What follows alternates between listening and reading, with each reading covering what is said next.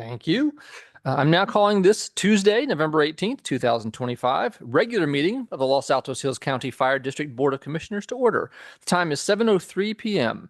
Please note we're conducting a hybrid meeting, which allows staff and members of the public to attend this meeting via virtual teleconference. In the event that there are technical problems that prevent remote public participation, I have the discretion to continue the meeting without remote public participation options, provided that no board members participating in the meeting via teleconference. And I believe there is no one doing that tonight. The hybrid meeting will be video recorded and posted on the district's website. And because we're video conferencing, we will follow a strict protocol for the benefit of this recording. I will indicate when commissioners, staff, presenters, and the public will provide comments. If you've called into the meeting or not using a webcam, please state your name prior to providing your comment. And if you're making public comments and have questions of the presenter or the commission, please address your questions to me, the board president. I will respond or seek a response or hold the question for future response.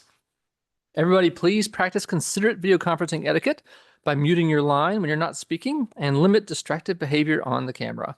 District Clerk Vargas, please conduct the roll call. Okay, commissioners, I will be conducting all roll call this evening in the same order. Please remember the order so that you are prepared to provide your comment or vote. President Spreen. Here. Vice President McDonald. Present. Commissioner Basigi. Present. Commissioner Gadambi. Present. Commissioner Tonka. Commissioner Tyson. Here. Commissioner Warren. Here.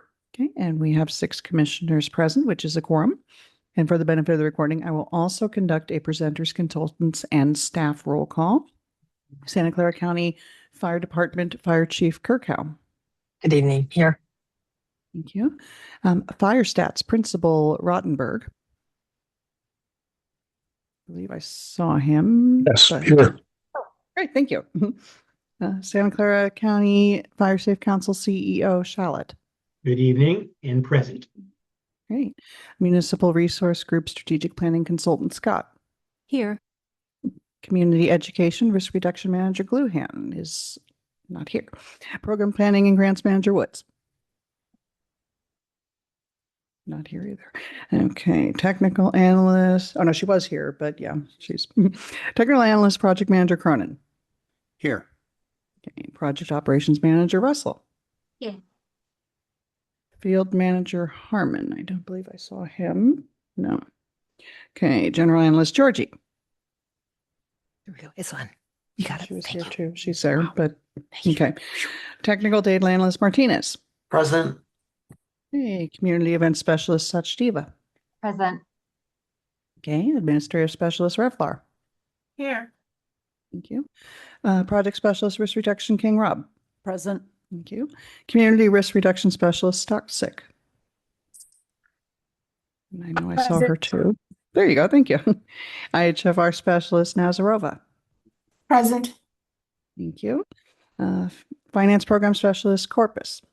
Here. Thank you. Operations and Administrative Manager Fairman.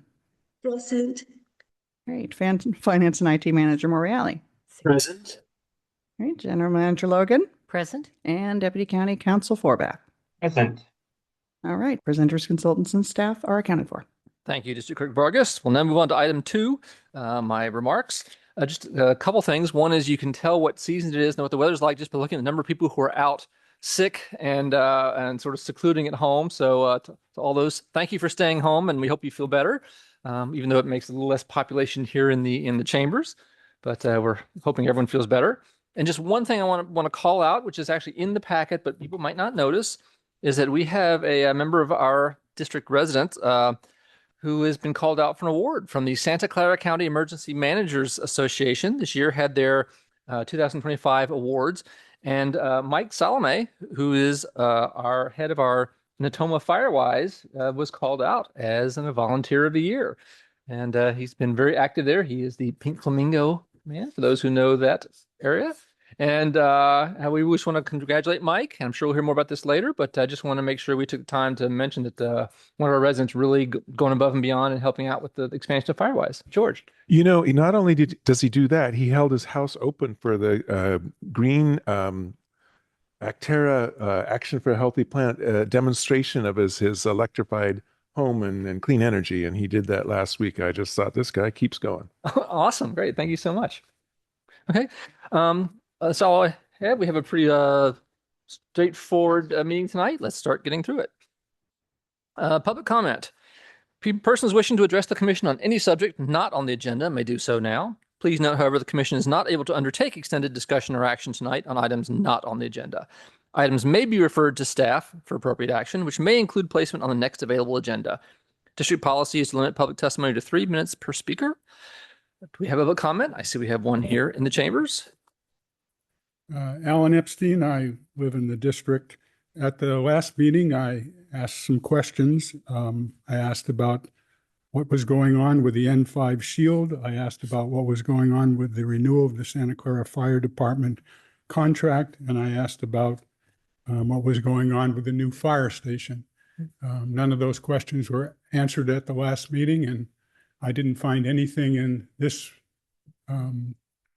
packet that provided any information with regards to that. So my questions remain unanswered, and I still would like to learn what the plans are. Thank you very much.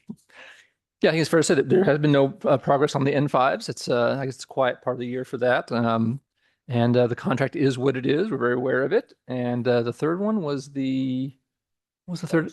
Fire station. Yeah, there's been nothing to report on that. Yeah, nothing to report on that at this point. Obviously, it's important to all of us. So if there was something going on, we would definitely be talking about it. So thank you. Any others online? I don't see any. No. Thank you. Item 4, agenda amendments and changes. Okay, I'd like to note 2 corrections to the posted agenda for the record. If you'll be patient with me to read through this, because this is one of the important items we've got on tonight. For item 6A, the title should be revised to read, quote, "Approved delegation of authority to the general manager or her designee to negotiate and execute a First Amendment to the Fire and Emergency Medical Services Agreement for the operations and funding of Fire Station 8 between the Los Altos Hills County Fire District as the funding agency and the Santa Clara County Central Fire Protection District and the City of Palo Alto as the services agencies, to extend the term of the agreement through no later than December 31st, 2030, and to establish an amount not to exceed of up to $3,200,000 for cost of services as specified in the agreement between January 1st, 2026 to December 31st, 2030, subject to review as to form and legality by the Office of the County Council. Delegation of authority shall expire on January 30, 2026. And for item 6B, very related, the title should be revised to read, quote, "Approved delegation of authority to the general manager or designee to negotiate, amend, extend, and modify the aforementioned agreement, provided the amendment does not extend the term no later than December 31st, 2030, and provided the amendment does not allow compensation to exceed $3,200,000 for costs of services as specified in the agreement between January 1st, 2026 to December 31st, 2030, and where all amendments are reviewed as to form and legality by the Office of the County Council and reported to the Board of Commissioners at a subsequent commission meeting. In addition, the general manager is delegated authority to make minor modifications on behalf of LAHCFD, provided such modifications do not significantly affect the scope of services or compensation. A minor modification for the purpose of this delegation is only one that is necessary as a result of a potential threat to public safety and the lack of the timely ability to obtain proposed changes approval from the legislative bodies of the parties. Delegation of authority shall expire on December 31st, 2030. Those are very long, but I want to make sure those are read correctly for the agenda, since those came in with fairly late review. Are there any comments from staff or any commissioners like to make changes to the order of the agenda or comments on that? Seeing none, I will now entertain a motion to change the titles of items 6A and 6B, as I just read. Will the commissioner making the motion, the commissioner seconding the motion, please state your names for the benefit of the recording. We have Basiji. McDonald seconds. McDonald second. Thank you. This item is open for discussion. Any discussion with the commission on that? Seeing none. Great. Any public comment on the change of that agenda title? Yes. I believe it's a violation of the Brown Act to do this. The Brown Act requires that agenda items have to be posted at least 72 hours in advance. This represents a substantial change to what was posted 72 hours in advance, and therefore I don't think it's appropriate for the commission to evaluate it at this point in time. In addition to that, there was supposed to be a staff report that went along with these things to explain why this was necessary at this point in time, and there was no staff report published for it. So For all of those reasons, I believe it's inappropriate to consider it at this meeting tonight. Thank you. By chance, could our Deputy Counsel Forbath, any comments in terms of just to establish the appropriateness of the actions we're taking here on this? I'm happy to speak to it. I think we could also have President Spreen, you read the full agenda language into the record to show the updated recommended action in full. But it might be helpful if General Manager Logan offered a simpler explanation of how this is modified from what was posted on the agenda. Because although the recommended action is being changed, the language is being changed as you've just read. The underlying action being considered, the scope of what is being considered is not being changed. It is what was posted on the agenda was a delegation of authority to General Manager Logan to amend an existing agreement, and what has been proposed as modified by you is a delegation of authority to General Manager Logan to amend the same existing agreement. So General Manager Logan, do you want to offer just very briefly how this version differs from what was posted on the agenda? Sure. Thank you very much, Commission, staff, public. I'd just like to offer that the content of the delegation of authority is similar. The difference is the figure that changed, and that was due to the revisions of over the weekend and then during the week of finding what the proper total NTE would be. And so that was increased. So that's in 6A. In 6B, there was just more definitive explanation kind of language to make it more clear. So those were the two. It wasn't the intention, I don't think, changed at all, but it was clarity in 6B and then the figure of the total not to exceed amount being changed. So that would be what I would have to offer. And, happy to take any comment, County Council, if there's something else that I should have mentioned there. No, that's fine. I would add or reframe it as what was proposed when the agenda was posted is a delegation of authority to General Manager Logan to execute an amendment, to negotiate, finalize, and execute an amendment to the existing Station 8 contract with a specific dollar amount as the total not to exceed amount. And the modification increases that maximum dollar amount for General Manager Logan's delegated authority. I think that's well within the purview of what the Board of Commissioners can decide to do when it considers an item that was properly agendized. So I don't see this as being different from if there had been a discussion. I mean, let me rephrase that. There will still be a discussion from the dais when this item comes up. And the other changes that General Manager Logan mentioned are about what types of controls are in place for her delegated authority, which again, I think is well within the board's authority to consider during an open session discussion of the item that was already agendized. I think that summarizes the position that General Manager Logan and I would express to the board. Great. Thank you very much. Appreciate Thank you. that. I'd also point out that there is a memorandum report that's posted and available online. Yep. Great. Thank you very much. And the report was posted, was provided to the Board of Commissioners when it was posted online, not before then. Correct. So, thank you very much. I'm sorry. 5 o'clock today. I think it was posted earlier today, I guess. Yeah, during the day today. Mhm. Yep. I mean, there's a timestamp on it, I think, when it was posted. Thank you. I appreciate the extra explanation so everyone understands that any changes here are within the scope of what we've talked about on the agenda and basically the number changes, and we can talk about that. agendized item. Let's see. So any other public comment? I see none. Seeing none, well, let's conduct a roll call. This is again for the motion for changing the agenda. Great. President Spreen, Yes. Vice President McDonald, Yes. Commissioner Basigi, Yes. Commissioner Kadambi, Yes.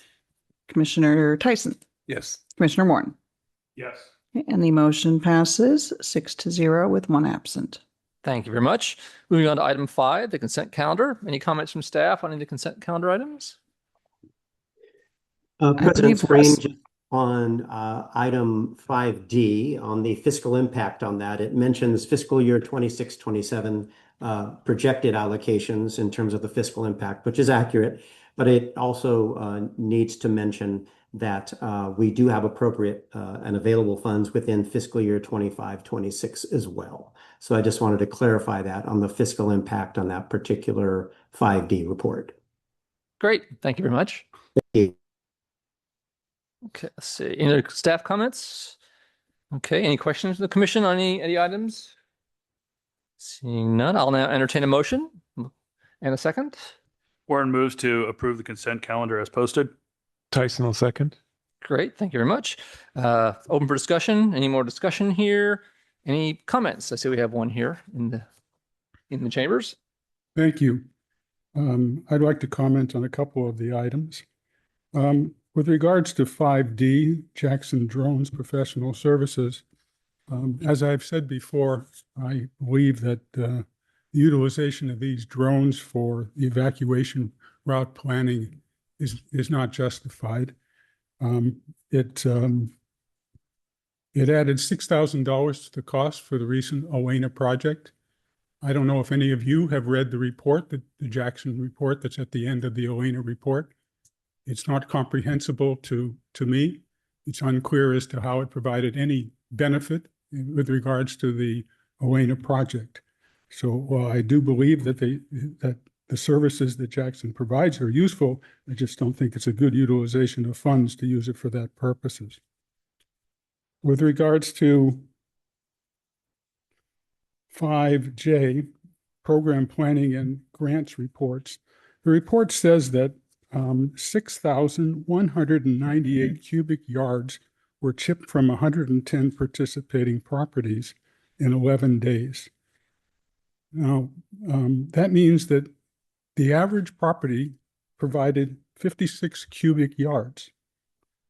And I want you to understand that the truck that carries the stuff away only can hold 23 cubic yards.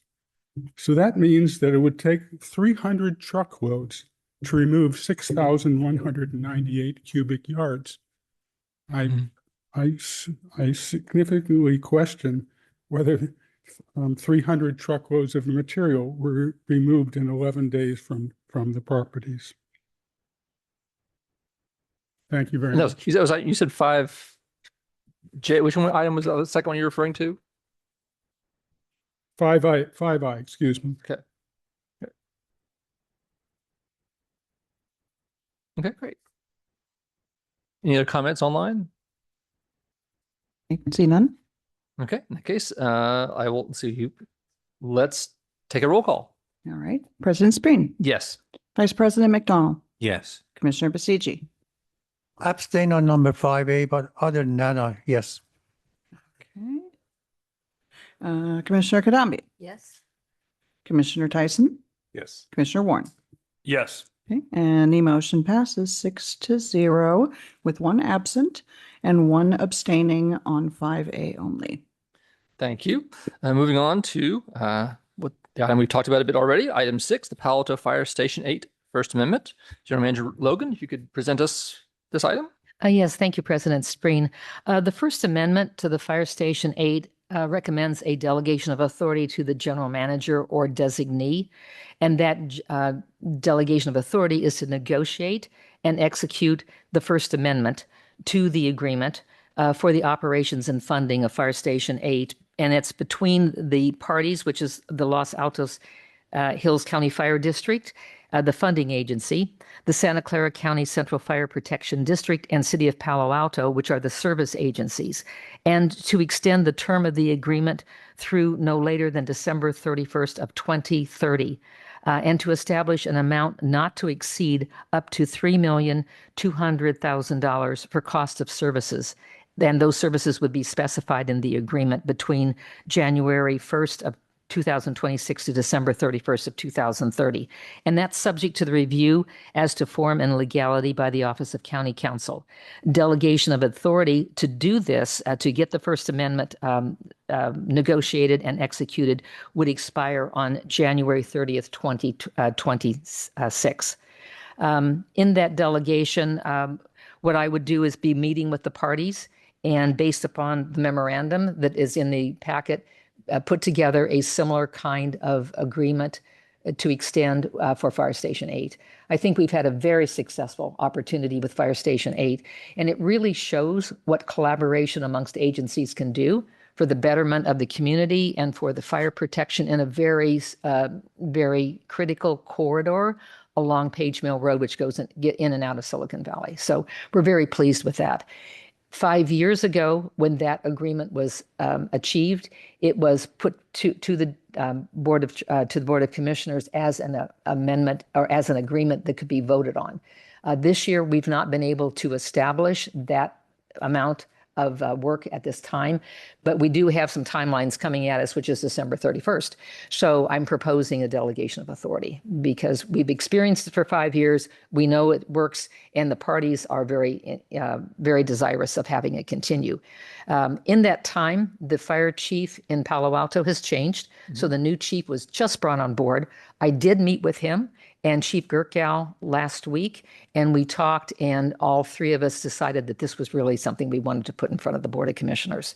And then it will be going to the Board of Supervisors after the commission takes consideration and action tonight. It'll go to the Board of Supervisors and then to the City of Palo Alto, is my understanding. But that is still being worked out at this point in time. We're dealing with agencies that are very busy, as you can imagine. Central Fire just went through their international accreditation, and so they have been very wrapped up with that, and now having some time to spend with us on this Fire Station 8. City of Palo Alto going through their change of fire chiefs. So collaboration means handling all of those circumstances that come up, staying on track, getting the job done, getting it in front of the commission, no matter how it can be done. So that's hopefully kind of and give you some background as to how this has come about at this particular point in time. The second delegation of authority is a little different. If I can get my screen to work here.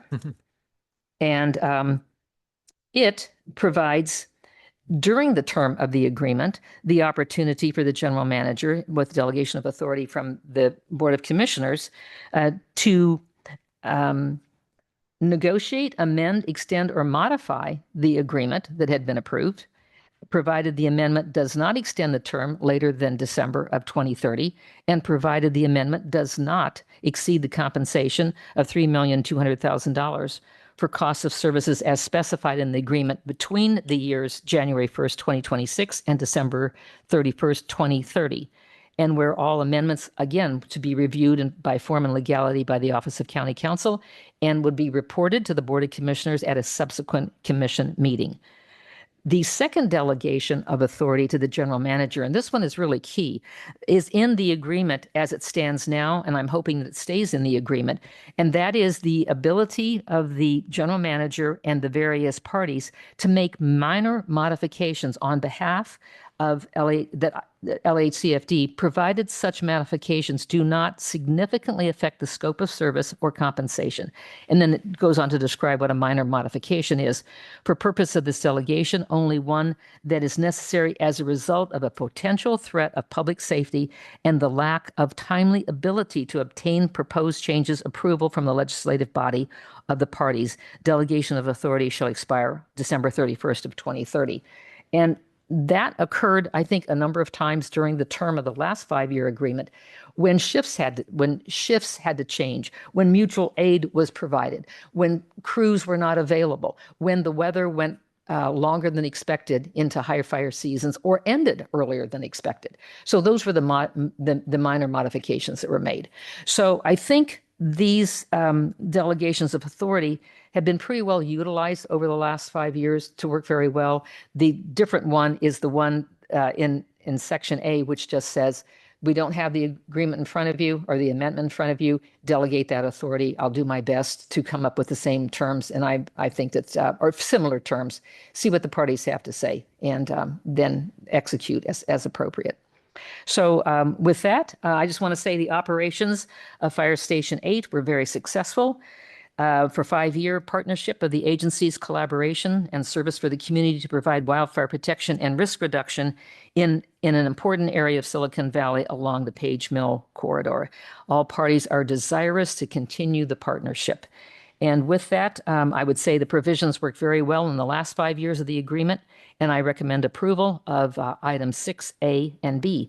And thank you. Happy to respond to questions. I noticed, Chief Kirkhow, that you are here standing by. Thank you. If you have any comment that you would like to make or any questions, I would offer up Chief Kirkhow also. Thank you. Thank you, Jay. I'll just jump in there. I'm sorry, it's hard to tell if the commissioners were going to comment. Again, I think in meeting the new fire chief, Chief Stephen Lindsay. Yeah, it's his 3rd week, but immediately he recognized the value of this. And as Jay and I met with him in his new headquarters, because Palo Alto has a new administrative headquarters for their fire and law enforcement, their police department administration. It was just an overwhelming collaboration of not just this is where we can get a jump on this risk corridor faster between the two agencies, but to continue to support each other through, again, just the agreement with Los Altos Hills County Fire District. So I just want to thank the commissioners for their consideration ahead of their vote. Thank you. Thank you very much. Appreciate it. Please. Chief Kirkhow, I don't know if this is appropriate, and stop if it's not, but I just want to share something personal. Chief Stephen Lindsay, I had the honor of having his father as my mentor, bringing me up as a firefighter, engineer, paramedic, captain, acting battalion chief, and training Stephen Lindsay as a firefighter. And I would trust my life and my family's life on them. They are amazing people, and the relationship that they want to forge with us is wonderful. It's amazing, it's positive, it's amazing, it's wonderful. So I just wanted to share that personal thing. So thank you. Thank you very much. Please, Jim. I'm making this comment on my behalf of myself, my family, and all the residents of the area around Page Mill Road. That is a very hazardous road from fire point of view, and everything that's being said is really truly music to my ear, and I'm only looking forward to passing along to my neighbors. And I'm very, very glad you're continuing this, and thank you, Jay, for speaking on our behalf and being partner on our behalf with the joint effort. Thank you. Thank you. No comments? Do we have we haven't taken a motion yet, I don't believe. Yeah, not yet, no. Okay. Let's see. Let's take a motion, and then we can take public comments. Is that There's two Right. different motions, for the two different items. Do we need to do a motion for A and then a yes? motion Let's start with for the B? motion for A. Okay. So Warren moves to approve motion 6A. The delegation of authority. McDonald seconds. Great. McDonald seconds. Any discussion here? Nope. Any public comments? All right.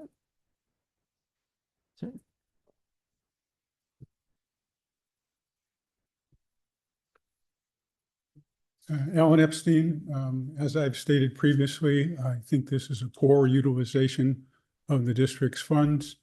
If you look at the number of responses that this station provides in a month's time, the cost of providing that service is extraordinarily high.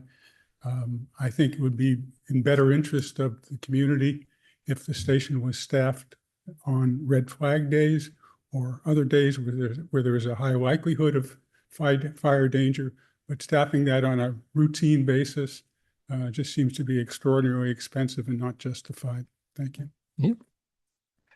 Okay, I'm going to make one comment sort of towards that, which is, with the cost of this, I got to say that, this is like an insurance policy where, if anything happened in that area, we are so vulnerable to a fire that starts in that area that's going to come to us. And because we only have a station in this sort of the southern central part of Los Altos Hills, we're so vulnerable there. So if something were to happen there, I just couldn't face residents and say, we could have covered that area, but it's just a little too expensive. And there's always too much cost of something, but I don't think we're anywhere near what we need to spend to ensure our residents have protection in the northern area. Now, obviously, we're talking about a new facility in the future, which will help us in that area as well. But right now, there is no other protection other than making sure. So this is both Palo Alto and us are equally concerned about that area. And so I'm honored and proud to have a solution for our residents, as expensive as it may be, to be thinking of the safety this way. I'll start with Warren. I agree. I agree with what you're saying, Roger. I mean, I don't think we could. My personal opinion is I don't think we can think of a way to provide increased public safety protection than to have crews in that facility on apparatus when we need it. And so I agree with you. I would hate to have to tell a resident that we had the opportunity to do that and we failed to do so. Thank you. I would also like to add to that station, it's not just for fire. We've had elderly hikers fall down into canyons where we do extensive rope rescues. It's for vehicle accidents on 280. It's about life safety. It's not just about fire. It's so much more. And if you're just looking at it at a fire point of view, that's a mistake. Thank you. Please. So I just came back from LA. So being in the fire district just now, I just decided I'd go visit Palisades. So I went and took a look at Pacific Palisades. It's unreal. It's actually surreal, I should say. A staircase going nowhere. That's just a remnant. Concrete blocks everywhere. The hardscapes that we talk about, hardening, home hardening and things like that, they're all intact. The swimming pool, everything intact. The bricks are intact, concrete, all that. But rest of the houses are all eerily burnt, and it's better to be proactive than reactive, really. Mm-hmm. George. I wasn't going to say anything, but while I heard the previous person speak, I thought, you know what? All those years I've paid for life insurance, and dang it, I'm still alive, and what a waste. Exactly. And so I view it very much like insurance, and let's be glad we haven't needed it. Exactly. It's, do you want to drive with 3 lug nuts on your car or 5? Yeah. You're gambling. I mean, obviously we take very seriously how we spend our district residents' money. But here's a case where right now this is insurance policy I don't mind paying for. So. Well, with that being said, let's move on to a roll call vote. Thank you. This is for 6A. Okay. President Spring, Yes. Vice President McDonald, Yes. Commissioner Basigi. Yes. Commissioner Kadambi. Yes. Commissioner Tyson. Yes. Commissioner Warren. Yes. All right, and the motion passes 6-0 with 1 absent. Okay, now item 6B has been already discussed by the general manager, so I'll take a motion in a second for 6B, which is approving the delegation of authority to the general manager for negotiating, amending, extending, modifying the agreement. Warren moves to approve 6B. Karambi seconds. Great, thank you. Any more discussion here at the commission level? Seeing none. Any public comments on 6B specifically? Seeing none, let's take a roll call. Okay, President Spring, Yes. Vice President McDonald, Yes. Commissioner Basigi. Yes. Commissioner Kadambi. Yes. Commissioner Tyson. Yes. Commissioner Warren. Yes. All right, and the motion passes 6-0 with 1 absent. Thank you. Moving on to item 7, the fire chief report. Item 7A is the monthly report for October 2025, and item 7B is the October report for Station 8. Fire Chief Kirkhow, if you could provide us those reports. Thank you. Thank you, President Spring. Again, President Spring, commissioners, staff, and the public. Presenting October's report. I'll start off with saying that rain came early. And so through some of this report, you'll see some, I think the chart has a little bit more on the red side in terms of fire. So there was a lot of smoke investigations that we responded to. Corey, you can go to the next slide. Next one, please. So we had a little higher call volume overall, 101. Again, you're seeing just a gradual increase year over year, just slightly. I think it's a little bit less than 2024 now that I can see it a little bit clearer. But overall, you see like there's 6.9% fire and structure. So I dug into that a little bit more because the report says there was no significant events or significant dollar loss. There were a few vegetation fires that were quickly put out by the crews. There were quite a few smoke investigations early in the month, and then quite a few calls that were dispatched and then canceled. With that said, we had rain, like I said, early in the month, and then working through General Manager Logan and the then Fire Chief Blackshire. Station 8 staffing was discontinued when it was no longer prudent to continue to staff that. So through the remainder of October, which was Palo Alto Fire's month to staff, they discontinued that. And so there was always an evaluation in November whether or not that was just a fluke rainy spell, and then we would possibly have enough sun or wind that might dry the fuels out. So we were always prepared in November to possibly staff up if there was, to the points that I heard the speaker say, red flag or some other event that might, like even a rain, where we were like, hey, it's really going to rain. We should probably staff it up for, again, trees coming down potentially off of that or on that corridor. And luckily we were not, that was not needed. So with that said, we'll go to the next slide. Again, this is just an overview of response. I do have Fire Stats, who the principal or the owner of the company on. I'll send this over to him in a little bit, but he can explain a little bit more of why this information is important for fire departments and specifically chief officers to look at, especially as we look through the lens as an accredited agency. We actually have the peer assessors on site this week. So we've got chief officers here from as far east as Fairfax County to Chicago, and then a couple in the south that are going through our books and reviewing our items. There will be, I believe they will be coming out to the stations in Los Altos tomorrow. So that includes Los Altos Hills. And again, just continued proud partnership with both the Hills as well as the city of Los Altos with the contract that we have with the two entities there. Next slide. There were no programs in October. So next slide, please. Again, you can see a distribution of calls and what I mentioned where I think it was 6.9% fire calls, a little higher than normal per se, but really we're still early October. We were still in the in fire season. So we had a few vegetation fires, a few calls for smoke. Again, really like it when people think they see smoke, call it in, let us get a jump on that early. If we find something, we quickly can put it out. And even if it's just we investigated and didn't find anything, it's still an opportunity for us to, again, just validate the concerns of the community. Next slide, please. Or is that the last one, Corey? Yeah, that's the last slide for that. Okay, so with that said, that is the Los Altos Hills County Fire District's October 2025 report. I'll pause there before moving on to Station 8.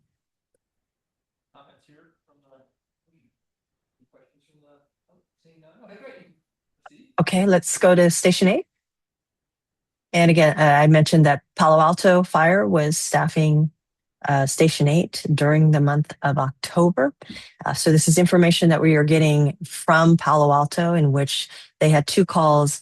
They were canceled en route, and they only staffed the station through October 15th when we started receiving enough significant rain that we felt the threat of wildfire risk was minimal. And that's the end of that report. I will say that we still have not officially called off fire season yet. We do wait for CAL FIRE to say there's no more wildfire threat. It's usually with a significant amount of rain. I would say we all probably agree there was a significant amount of rain, but we are still in a mode at county communications to be able to respond to in terms of the response string for wildfire, our wildfire response string, and we will only reduce that once CAL FIRE indicates that fire season is over. So that's the end of the Station 8/wildfire report. And I'm happy to take any questions or comments. Any commission comments? Seeing none. Okay. Any public comments? See none? On the Station 8? There is one.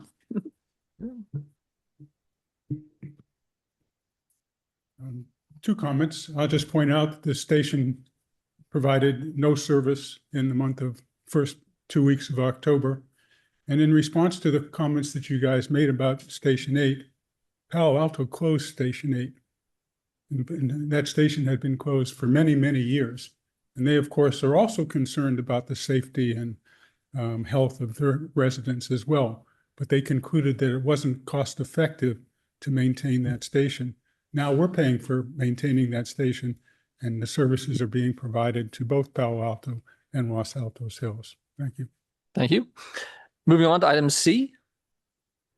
Thank you. Paul Rotenberg. I'm going to introduce you. So Paul Rotenberg started working, or FireStats LLC started working with County Fire back in 2019 when we were working through that year's accreditation process.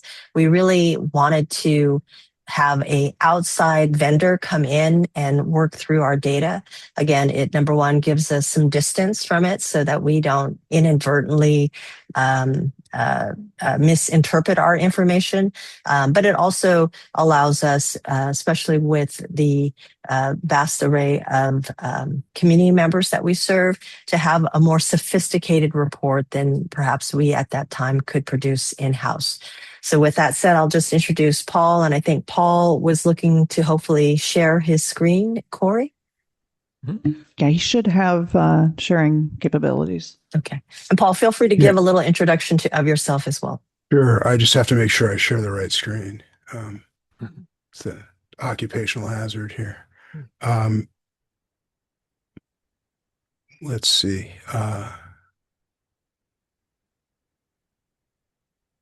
I think this one's it.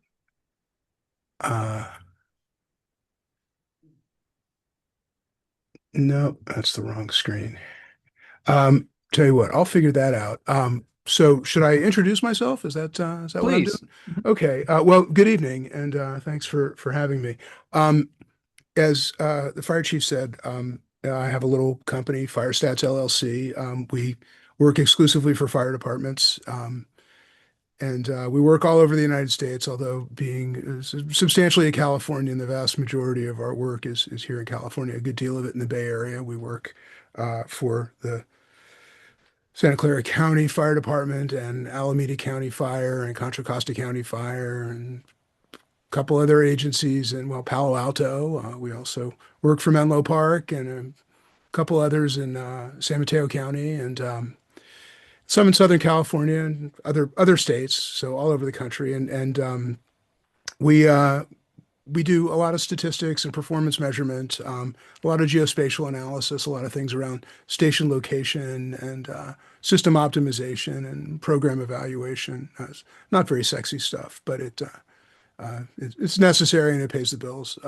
Typically, our clients are not metro agencies. They usually under 500,000 in population protected. They have a lot of needs in the data realm, data engineering, and GIS and some specialized statistical stuff, and maybe not the ability to hire and develop and retain that level of expertise. So, on our staff, we have a recently retired fire chief who's was very active in the legislative section of Cal Chiefs and the League of California Cities, and I've done a lot of stuff statewide and a lot of accreditation related stuff. And I have a GIS analyst and a couple of developers and a graphic artist and an editor. So, although I will say a little shout out to probably the best editor in the room is Paige Russell. I think I can say that. She worked on the last standard of cover, did a great editing job. Anyway, the fire chief asked me to be prepared to maybe talk about and show some examples of some things that we do and can do and know about what happens in the Santa Clara County Fire Protection District and by extension, what happens in the Los Altos Hills Fire District. So if I can share the right screen, I'll give this another try. Let's see. I've got screens here. Los Altos Hills. That's that one. That's that one.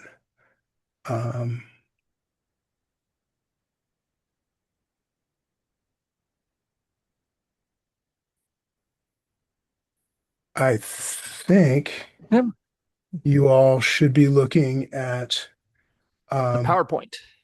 Yeah. Oh, you're looking at the PowerPoint? You're not looking at Yes. this thing I just dragged into the screen? Nope. Okay. Over here then? We see the county fire logo, and then it looks like it's a slideshow that doesn't have the slide playing. So the problem is that your Zoom says that I'm sharing screens, but when I share the screen, I'm only sharing a window. And I'm not sure how to solve this problem. You can try the window share possibly. That might work. Well, yeah. So I guess if the screen doesn't work, try the window. I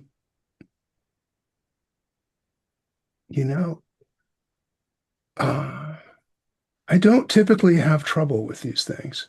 I have other kinds of troubles, but let's try this one. That looks interesting. Are you seeing an entire screen now? No, we're seeing an interesting page with the SAC Fire Santa Clara County tab. Right. With lots of interesting charts. We see your Power BI. Okay, great. Well, that's a start. I want to share that, but I wanted to share some other stuff, so I'm hoping to be able to drag that in. So if I drag something on top of that, will I be sharing that window? Can you see what I've put on top of that? No, just that window. Oh my goodness, this is something. Well, let's do what we can with what we've got here. Is there anything about the BI window that worthy of discussion? Well, I'm going to try this one now because I really want to share this with you before we get started. Okay. Standards of cover. Okay, so there we go. So this is the recently developed community risk assessment and standards of cover for the fire department. And as you can see, it's about 268 pages up here. And I have excerpted some of the stuff from here. This basically describes the risk assessment methodology. First, it describes the department and all of its resources and its contracts and its finances. And then we get into some of the history of the department and so forth and so on. And it's a fairly standard document in that respect. It basically gives the history and then the layout of the service area and where the resources are and so forth. And then we get into and who the neighbors are and what they do. And then we get into the risk assessment methodology. And so I've excerpted that stuff into a PowerPoint. And I've also excerpted some content from the statistical this statistics application that we use for the department, and that about 8 to 10 people on the department have access to and can use, that allows them to look at a whole array of statistics that describe department performance, starting with call processing times and turnout times and travel times and response times and committed times, and filtering for all manner of categorical variables of time and space, jurisdictions, resource types, specific resources, incident types, and so forth. So I haven't like subjected the multiplication principle to this analysis, but I suspect there are billions of combinations of things that can be looked at given the number of variables that we have. So my intent was to basically just grab that PowerPoint, and I've just dumped a bunch of images in there that I thought I could probably just walk you through, and I'm guessing that you're seeing that now. Yes. Mm-hmm. Okay, so this is going to go down in the annals of the worst presentations ever given, so I apologize. So basically, in the risk assessment, and the reason I want to talk about the risk assessment is because I know that you get this public safety report each month, and there may be some perception in the community from people who don't look at the fire department more closely that this somewhat parochial view of what happens. These 2 pages of a few images and a couple of tables represents what the fire department does in the way of self-examination. But the reality is that there's a tremendous amount of work in the background. And so I just wanted to sort of take this opportunity to talk about some of the risk assessment and show you some of the mapping that we do and some of the variables of risk related to slope and demographic characteristics and structure characteristics and fire protection characteristics, and to some degree how those go together both spatially and statistically to create risk scoring that's geographically distributed, that helps the fire department to understand and explain and modify as needed where able its deployment and the way it responds to certain types of calls. So within the risk assessment, these are the primary areas that are evaluated, and each one is evaluated in the same basic way with minor changes to the model. The spatial component of the risk assessment is the hexagonal bin, which is basically the surface area of the service area is split up into hexagons. Hexagons are more efficient spatially than squares for ensuring that the distance from the center of the polygon to the edges is uniform. You get more uniformity from a hex bin than you do from a square. The risk categories in the risk model, and this is according to the Commission on Fire Accreditation, this is, we have our own modeling, but we follow their criteria, are probability, consequence, and impact. And I can explain those a little bit. But basically they have to do with the frequency of occurrence, what the impact on the community is, and then what the consequence is or the impact on the fire department and its capacity to provide service uninterruptedly based on a certain mix of calls. So just some of the maps that you would find in the risk assessment that are components to the risk scoring are, for example, this one that shows a concentration essentially of service demand, which is sort of the most simple. And then we get into where service is demanded multiple times over years, as opposed to just the fact of service being demanded, but rather what we call persistent demand. So the more persistent demand there is, the higher the variable gets weighted. And then here we have some fire risk scoring. And here we have just an example over a 5-year period of confinement of fires to the what I call the X of origin, whether it's the building of origin, the floor of origin, the object of origin, or the room of origin. And fortunately, we don't have anything breaking out past the building of origin, because then that's a conflagration, and we don't like those. So here we have a summary of wildland fire loss, and a return of spontaneous circulation, yearly percentage on. So the return of spontaneous circulation is a little bit of a controversial statistic, but it's something that's integral to advanced cardiac care in the field in terms of evaluating its efficacy. So it's included here. And then this is just a cascading list of primary impressions in the EMS environment. And the table extends beyond this, but in the interest of readability, I just wanted to give you a sense of how these primary impressions look. So there's a lot of traumatic injury. And then over here on the right is a cumulative percentage. So this will just run up to 100% eventually, as we look at more and more of the primary impressions. This map shows us property values, and no surprises there. This one shows us square footage, and we use percentile ranks rather than integers to describe these things, because we're really comparing risk within the jurisdiction to risk within the jurisdiction. So we're not looking at at what happens here in this department relative to what happens in Fremont. We're looking at what happens in this department relative to what happens in this department. So one part of the geographic service area to another part of the geographic service area. So this is essentially a count of addresses. Addresses can be a little tricky, so we have to do some smoothing there to make sure that we're not missing multifamily occupancies with single addresses.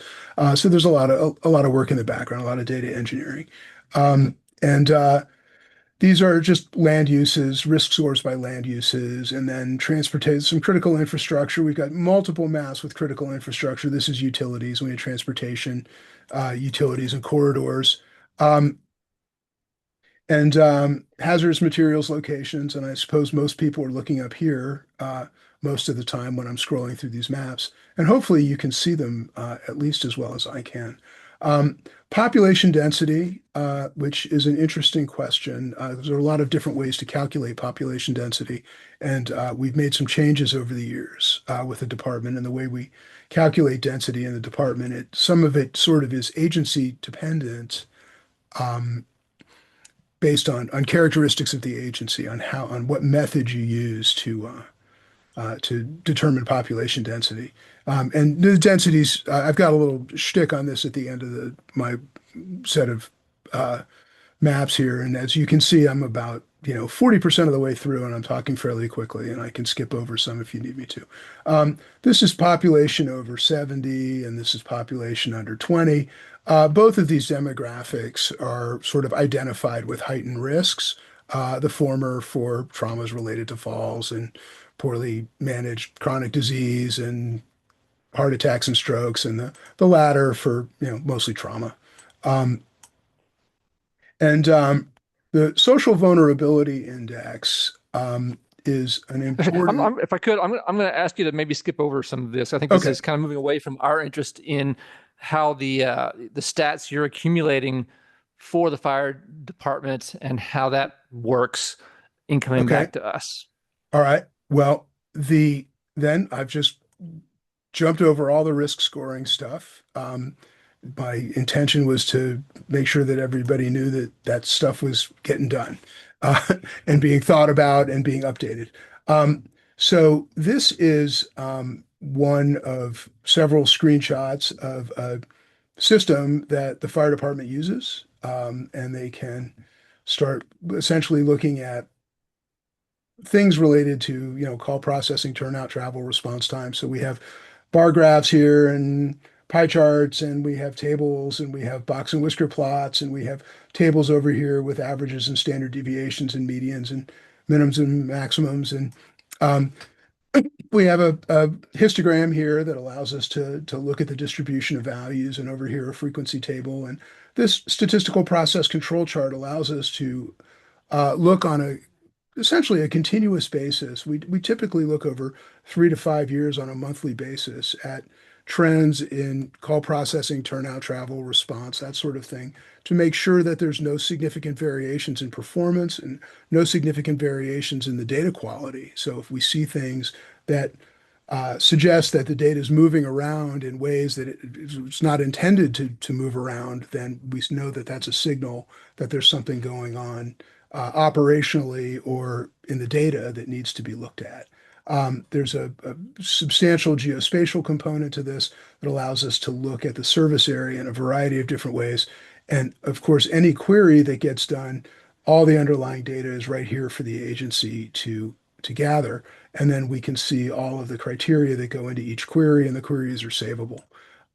Now, here we have, the Los Altos Hills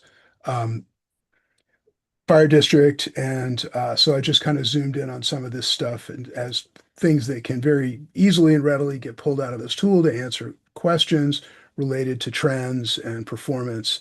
And here's a histogram, and here's a statistical process control chart of travel times over about a 36-month period that allows us to make an inference about the stability of the system and whether or not there is variation that we would characterize as likely attributable to an assignable cause.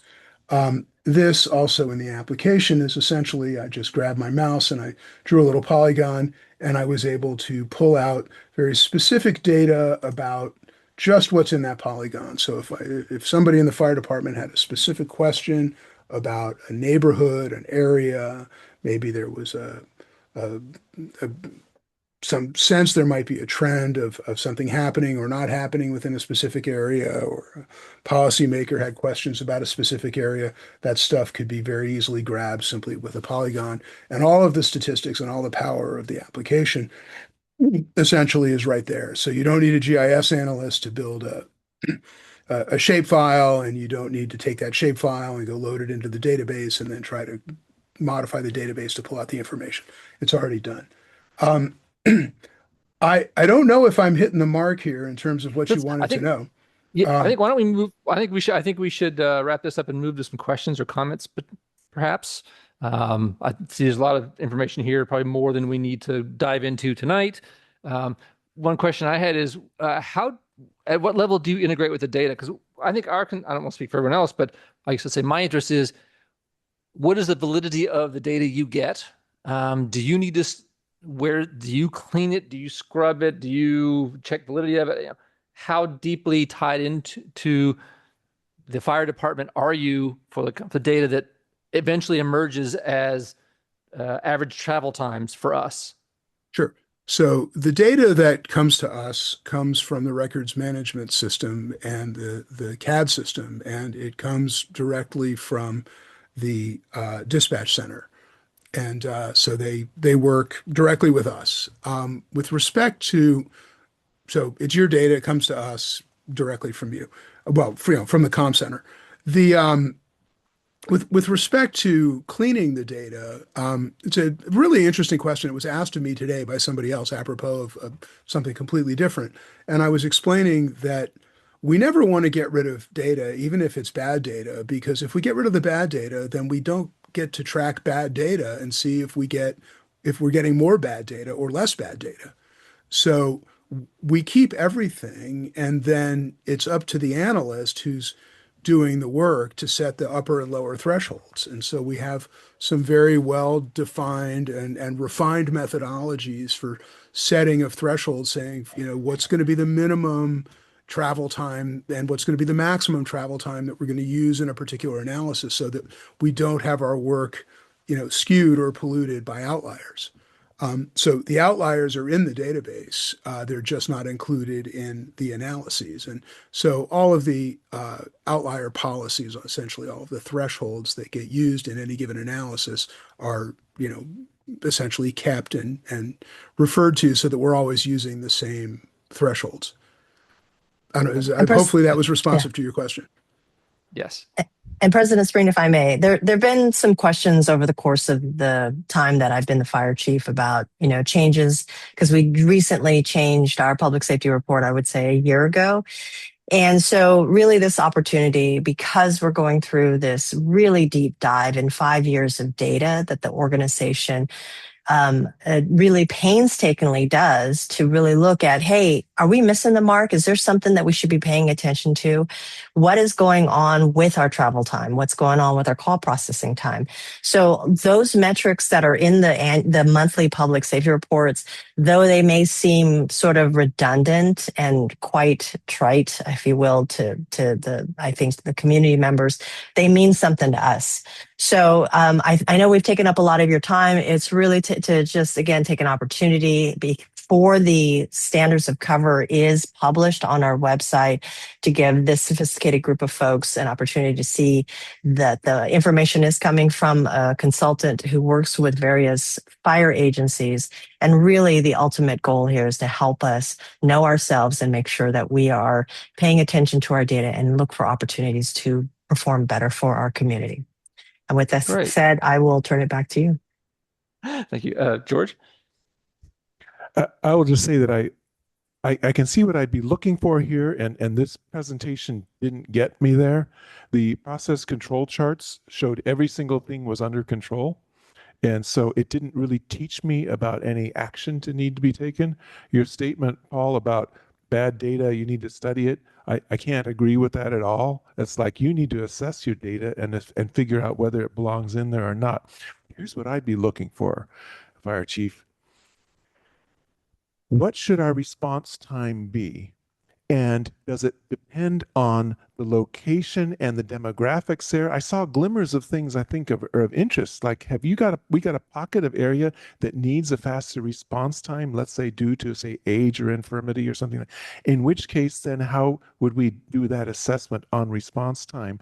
And frankly, longer term, General Manager, I'd be interested to know what would be our response time distribution with the new location for the new station versus what we have now. And so that's where I see the data. We don't have data just so we have data. We need to make decisions based on it. And so that's why we want good data, and it should apply to the things we want to wish to measure. Excellent comment. Thank you. That was excellent. Mm-hmm. Please. Hang on just a second with the. Yeah. So you did mention that you go back to, the department and get the data and back and forth. So real time, do you have any interactive data that, in case there's an emergency, how can we use the data to go back and forth between the, fire departments as well as, use your statistics? Is there something that's like a real time interactive data? I don't know if I'm making sense, but. I think so. We do have another application in which we can look real time as incidents come in, but we typically do not go back. And again, I'm taking all the points and the suggestions, but we typically don't react day to day. We look at information either through the course of the annual report or again through a 5-year cycle. Mm-hmm. Jim? I'm not even sure this makes much sense, but from my vantage point, is what portion of this data or what points of what gem data in there that are decisionable for various different levels of firefighting management? So a lot of things I'll just quickly talk about, like what we looked at when we did our last accreditation was specifically the percentage of EMS calls that we have, because that is our bulk percentage. And during that last CRA SOC, we made a recommendation to the fire chief, the then fire chief, to explore a different model to get resources on the road faster that could deliver EMS care. Then COVID happened. So these things in terms of change for a fire agency typically will happen a little slower because you got to put it in the budget. You've got to build a program. You've got to work through what does the sustainability of that program look like. And those are the really high level areas that as a fire agency we look to. Again, I apologize if we missed the mark in terms of explaining why this data and what we report out in the public safety report may fall flat. And it was an opportunity to look to see, again, some feedback from the commissioners of, is this useful or is this not? And then we take it back for the organization and look to see how we can improve our public safety report for ingestibility. Yeah. And Chief, I just a quick question. Do we track the times for the ALS ambulance response for when they respond to when they get on scene? Or is that totally separate because they're a different entity? So that's a really good point, Commissioner. We have a compliance report that we have to report to the county, and we do it on a daily basis through a program called First Watch. The ambulance company, this is AMR, also has to report to the county, but we don't see their compliance on a daily basis. I think that report is done, and I say think because it used to be done on a monthly basis. I believe it's done on a quarterly basis now. Thank you. Okay. Jim, do you have another question? Really quick one. I remember about 6 or 7 months ago, we saw the LAHCFD report, and there were a lot of flags raised in that report in terms of response time, in terms of the performance of the various different fire organizations and so forth.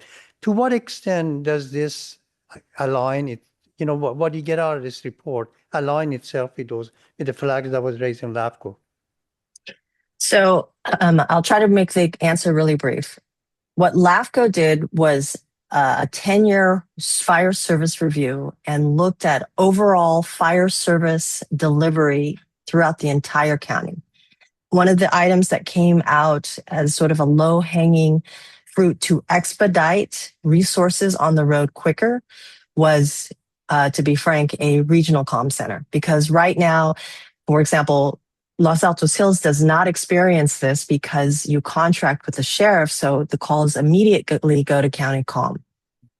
For other agencies, calls have to be transferred. They have to go from one PSAP, public safety answering port, to another. And I know, again, that this is probably redundant, but it is one of those things that where we can shave off time typically is where it starts, which is, hey, how fast do they answer the phone? How fast can they process the call? How fast can they actually ring down the station to get the wheels rolling on the road? Some other things that we cannot control is where the call is, right? The length and duration of the distance that the crews have to travel. But to the point of what I believe the commissioners are saying, if we start seeing a heat map of calls in an area that wasn't there before, that causes us pause to say, what's going on in that area? What's going on in that corridor?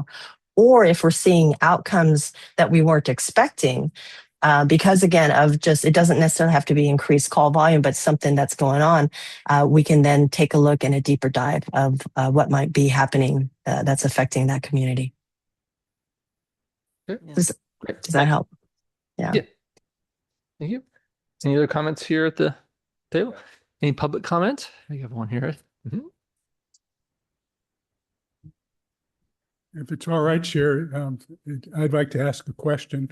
The district is considering building a new fire station, and I'm wondering if this organization can, given the location of the fire station and looking at all of the statistics of where the calls have been made in the district, calculate how the response time would change if a station was located at that place. So if it's appropriate, maybe you could ask that question. Well, I think actually that's what I heard Commissioner Tyson just asked. No, my question is whether this organization performs that type of analysis. He didn't talk about that in his presentation, but it's as a service, I think he probably has the data and could perform that service. So I agree. It's on the same track. I'm just asking specifically, could this organization do that type of analysis?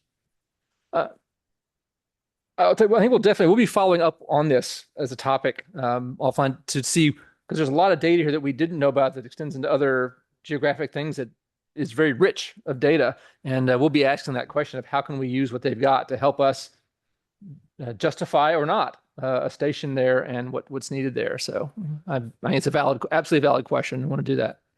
So I think we want to move on. So we thank you for your time, and I think we'll move on to item 8. Thank you, President Thank you, sir. Spring. Thank you. Thank you. Moving on to item 8, fiscal year 27 budget development. Item 8A is to receive the preliminary draft fiscal year 2026-2027. I know it sounds like it's incredibly in the future, but it's not. This budget for discussion and direction to staff. Finance and IT Manager Morreale will be presenting this item for us. Yes, thanks, President Spring and members of the commission. It's a pleasure to present the fiscal year 26-27 budget. And with that, maybe the next slide, Corey. My objective tonight is to introduce the fiscal team and also then talk about what's the district mission, themes, and approach that was taken when this particular budget was developed. And as you know, this budget process really started back in August when our whole agency and all our staff had a planning session in the Neutra House in Los Altos, when we started talking about the budget and we started talking about the initiatives and the themes of this particular budget. I also want to give a fiscal overview this evening, talk specifically a little bit about revenues. Revenues really don't move much on us. They're very stable and they're very positive, but there's not much to talk about there on the revenue side of things. But we'll definitely focus in on expenditures and what the expenditure patterns are. And then also utilization of available fund balances. My staff report was remiss in not mentioning that we had a very nice ad hoc commission meeting on the 12th of November. And that was led by Commissioner McDonald, and it was present also Commissioner Kadabi was there, as well as President Spring. And it was a great conversational night. I think the meeting lasted about 2 hours. And I'll also share some comments this evening about what we heard at that particular ad hoc meeting and try to address those questions as well. It suffices to say that the numbers did not change between now and then, but there were some really wonderful questions that came out that I will address this evening. As I go through the presentation, there's a lot of information, so please feel free to jump in and ask questions at any time. I know there's a lot of data here, but the objective is to make sure that the budget information is both clear and that I'm communicating it properly to the commission and the audience and to the staff. In terms of the fiscal team, later on at the end of the slide, there's a number of thank yous to everyone involved, but it suffices to say that the fiscal team involves everyone at the staff level. It involves, of course, General Manager Logan and all staff and all service area managers. Of course, a lot of heavy lifting by my finance team. That includes Corey Vargas, the financial consultant, Serena Revelar, and Jane Corpus. But the service area managers weighed heavily in this process as well, in that we had particular meetings with them. But I want to go back to say that our August planning session was really the origin and the foundation for all the themes that you're going to hear about this evening. And next slide, please. So the approach we took this year is we wanted to be very, very respectful of what's going on at the county right now. The county has its fiscal challenges, as they reported last year, and they reported again this year as well. And we wanted to respect that, as we do every year. But this particular year, we wanted to make sure that when we present the budget, not only to this commission, but also at the county, that we're presenting essentially a steady state budget. We're not changing much, but at the same time, we're not ignoring the major projects that we've taken on and that are important for the community. So what you're seeing in the approach in this particular budget is that there's no increase in FTEs being proposed this particular year. We want to thank the commission for allowing us to go from essentially a handful of FTEs about 4 years ago to 13.5 FTEs. And I hope we believe that the addition of those FTEs has served the district and the community and the residents well. You'll see also, we are continuing to leverage contracts in this particular budget. And also because we're not increasing FTEs, we also made sure that we strengthened our contract services and we strengthened our temporary employee services as well. Not a significant amount, but a proportionate amount. This is a year of major life and property safety, large-scale projects. That's a major theme in this particular budget. And in particular, it's very clear what I'm speaking of is I-280. I-280 looms very large in this particular budget, as it has in the past.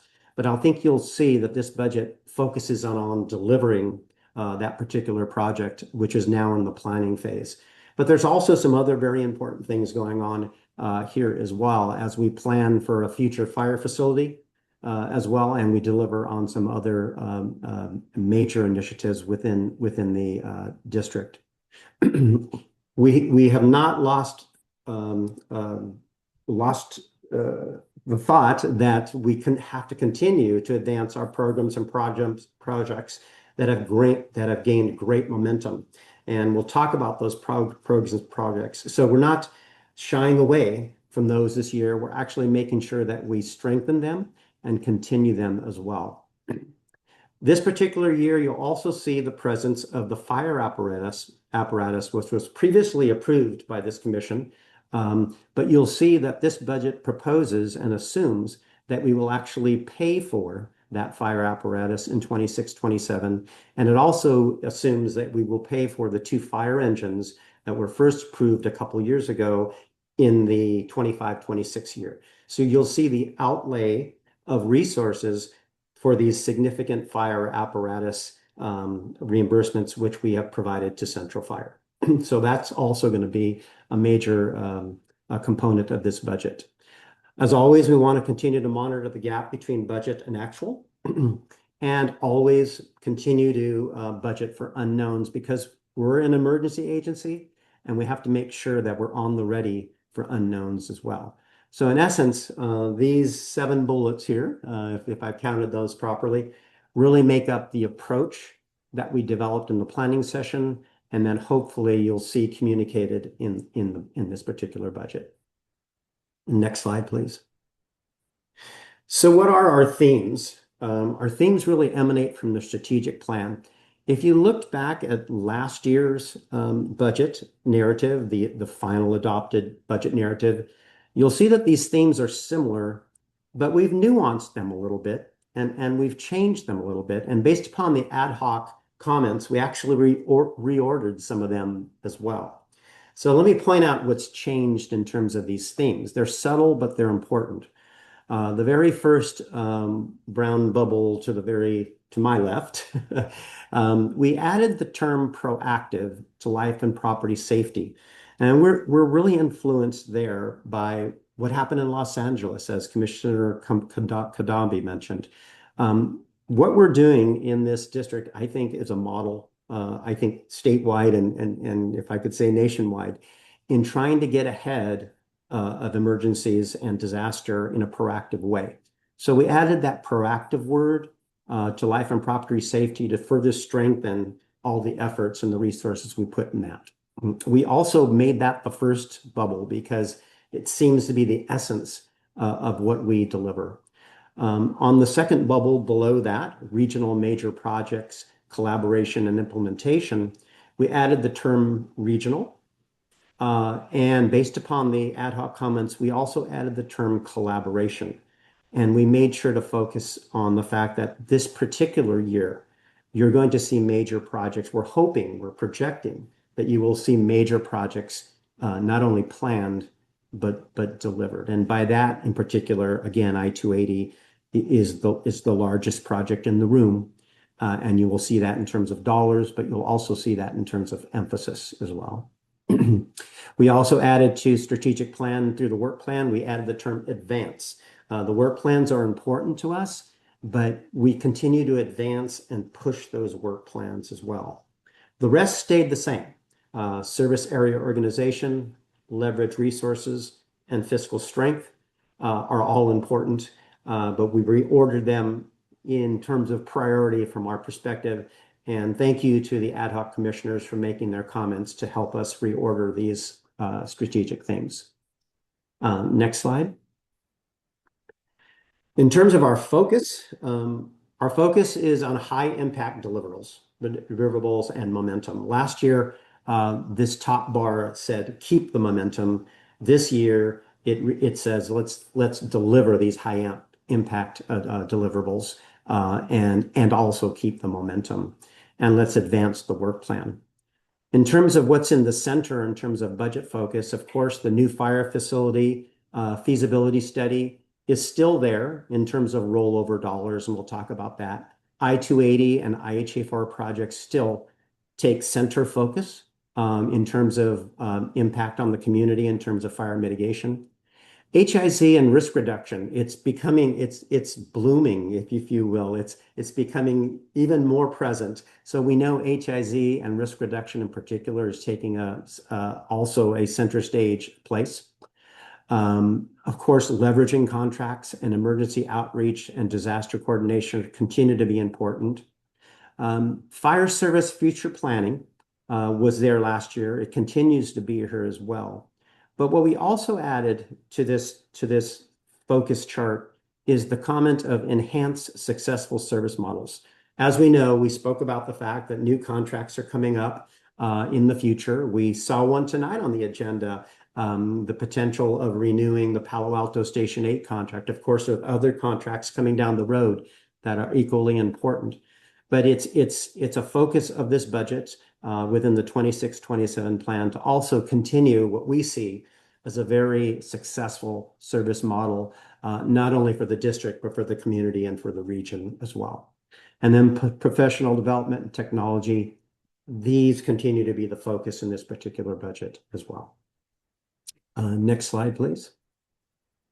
So with that, what are the draft budget discussion points? Last year, we talked about on the very left-hand side, the blue bubbles, we talked about a new capital improvement fund. We worked with the county. We weren't able to get a capital improvement fund approved, but the county was generous in allowing us to have a new cost center. So you'll see that we're going to use this concept of a new cost center specifically for infrastructure.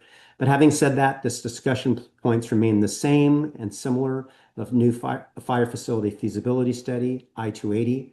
Again, I put in here this year the one fire truck and the 2 engines. They were previously approved, but you're going to see them actually funded this particular budget, which we're really excited about. We're excited that it's getting closer to delivery, getting closer to funding, and we're making that assumption that it happens within the next 18 months. And then technology, local and regional, I'm talking about the N5 sensors there. We're looking forward to the day where that really plays a part in the community fire mitigation plan as well. And next slide. So here we are with numbers. I won't go through too many details on this chart. As we get into numbers, it gets more complicated. But let me point out what's in this pie chart here. And what you'll notice is that there's a new slice of the pie, and that's the fire funding the fire apparatus truck of $2.3 million. That wasn't there last year. That's because it was a previously allocated amount that we were waiting for delivery on. We are assuming that it will be delivered and paid for in 26-27. Yet to be determined. It's a big assumption, and that's one of the key items of this budget as well. We're making some big assumptions that may be subject to change, but we're putting our best foot forward in that regard. But if you look at that $2.3 million, that in essence is one of the largest notable changes in this particular budget. If you take that number out of the pie, then you're going to end up with about 22.XX numbers, XX million, which is very consistent to last year's budget. And so you'll see, in essence, it really is a steady state budget, except for that, and except for growing the other projects and programs as well. So with that, this particular budget is proposing $24.69 million in expenditures, $18.9 million in revenues, and a proposed use of reserves of $5.8 million. Okay. And so we can go to the next slide. In terms of our fund balances, this is what we're seeing in terms of fund balances. If I can draw your eyes' attention to the actual 24-25 balance, which we just received our audit on. We ended the 24-25 year with $48.7 million. If our projections come to reality through this 25-26 budget and our estimates for 25-26 and our projections for 26-27, we believe we're going to be drawing down those fund balances by about $5 million. And a lot of that has to do with the fire trucks and also the use of projects and programs. So in essence, a lot to celebrate here, not only furthering our programs, but also using those resources that we've put those fund balances aside for a few years ago. So this is what our fund balance projections are. Next slide. And I will mention, if you go back to the previous slide, Corey, that we did have a question from Commissioner Kandabi about the $14 million in committed funds. And yes, with the assistance of the county, the district has been able to put aside $14 million of committed funds. And they really are operational reserves, they're emergency reserves, they're reserves for the hydrant system, they are reserves for our capital replacements, specifically our buildings. Those commitments remain, and they have not dwindled. If I draw your attention to the budget 25-26 column where you see $18.256 million in committed funds, the difference between the $18.256 million and the $14 million, well, those are the two fire engines, and that's the new fire truck. So that is the use of those commitments, which we recognized during the audit when those contracts were signed. And next slide, please. If we compare this year's budget, which is on my left-hand side, to last year's, again, it's 24.69 versus 22.17. The key statistic on this page are the percentages, particularly the 77% and the 73%. And we're really proud of the fact that if you add up what we call core life and property services, that for the proposed 26-27 year, that accounts for 77% of every tax dollar goes into core life and property activities. Last year it was 73%. Of course, it's bigger because of the fire apparatus that came in this year at $2.3 million. But having said that, as I mentioned last year, that percentage does not include an allocation of staffing. If we did include an allocation of staffing, I would venture to say that our percentage that goes towards life and property safety for the community is in the high 80% range, because most of our staff, most of the day, is working in life and property activities. So, but that 77 is just direct cost related to those activities. And next slide. This is a sense of where the budget changes are. If you look at the circles, they'll kind of explain where the big changes are in this budget. Again, I'm repeating myself here, but the fire apparatus 2.3. Life and safety project programs, they didn't change by much. It changed about $400,000 or so, but there are big numbers in life and property and projects and programs. So I don't want to ignore it, because when we look at the detail on that, you'll see that's really a mainstay of our service. So it's an area of focus. Staffing did increase. It increased essentially by COLA, but this is also the first year where we have our full benefits as well. But you'll see when we look at percentages that essentially the staffing has remained the same, and that is essentially your COLA change between year to year. And professional services went down. We'll explain why they went down, and they have to do with professional services that were budgeted in 25-26, have not yet been expended, and are potentially subject to rollover. And we'll see what those are in a bit. So with that, the next slide. Okay, so kind of a busy schedule, but what I'm trying to show here by putting these budgets side by side, if you can focus in on the green highlights, I want to mention where you might see the areas of the biggest change, okay? So as I mentioned, we wanted to leverage temporary wages and taxes, temporary services, to offset the fact that we're not adding any FTEs. So you'll see there that temporary wages went up about $138,000. Not a big dollar amount, but a big percentage amount. Fire apparatus, again, $2.3 million. That percentage to the right really should say 100%, but it came out as a dash. My apologies. Consulting services went up about $74,000, again, to offset the absence of FTEs. And if you look down at life and safety projects and programs, it went up by $400,000, most of that related to I-280. And infrastructure and professional services went down by $965,000. And as I'll mention in a bit, that has a lot to do with the fire facility study not being expended yet, and also the programmatic EIR, and we'll get to that in a bit. If you look at the rest of the percentages under the percentage change column, you'll see they're fairly benign. They're fairly stable, not much movement. And that was our objective. Our objective was to make it steady state, be respectful of what's going on at the county as well, and deliver a budget that provides great service, but at the same time is not asking for much more, if you will. So that in essence gives you a side-by-side comparison of our budget from year to year. Next slide. So with that, I'll start going into each line item and describing how each line item has changed. If there's any questions at this point, I can pause or I can continue by going through every single category. Not seeing any questions yet, so okay, continue in.